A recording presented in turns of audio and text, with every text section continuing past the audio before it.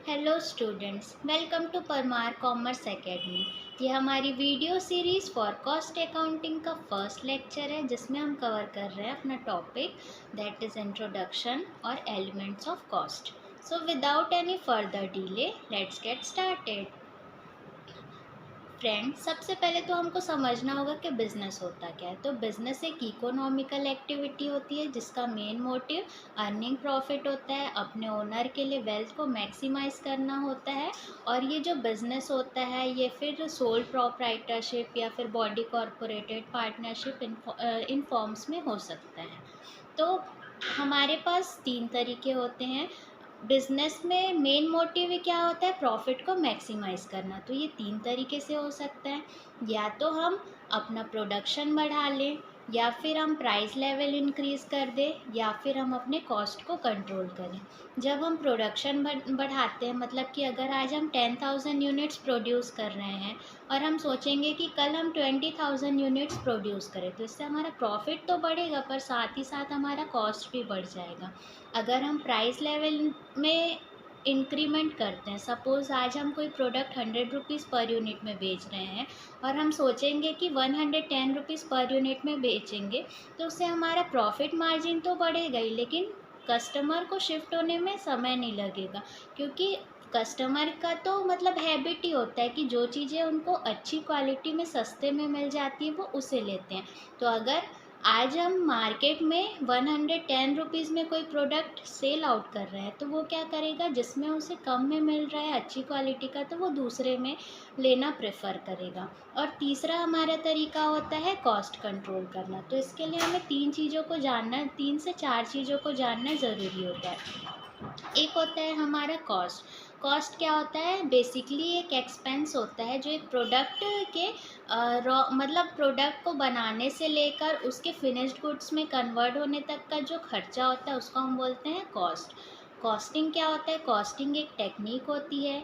Cost accounting simple language में अगर हम बात करें तो cost ascertainment and presentation of a cost that is known as cost accounting. और कॉस्ट अकाउंटेंसी क्या होती है? It is a study of cost accounting. तो अगर हम एलिमेंट्स ऑफ कॉस्ट की बात करते हैं तो हमारे पास एक प्रोडक्ट को बनाने के लिए 3 एलिमेंट्स की ज़रूरत होती है। एक होता है हमारा मटेरियल, दूसरा होता है हमारा लेबर, और तीसरा होता है हमारा एक्सपेंसेस। मटेरियल भी दो टाइप के होते हैं, एक होता है डायरेक्ट मटेरियल और दूसरा होता है इनडायरेक्ट मटेरियल।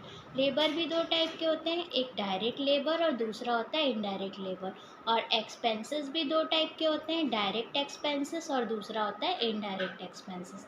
जब हम डायरेक्ट मटेरियल की बात करें तो एक फिनिश्ड प्रोडक्ट में जिस मटेरियल को हम इजीली आइडेंटिफाई कर सकते हैं वो होता है हमारा डायरेक्ट मटेरियल। जैसे कि एक शर्ट है, शर्ट में बटन कितने लगे हैं वो अपन इजीली आइडेंटिफाई कर सकते हैं, तो वो हमारा क्या होता है? डायरेक्ट मटेरियल होता है। इनडायरेक्ट मटेरियल क्या होता है? ऐसा मटेरियल जिसको हम फिनिश्ड गुड्स में इजीली आइडेंटिफाई नहीं कर पाते, तो वो होता है हमारा इनडायरेक्ट मटेरियल।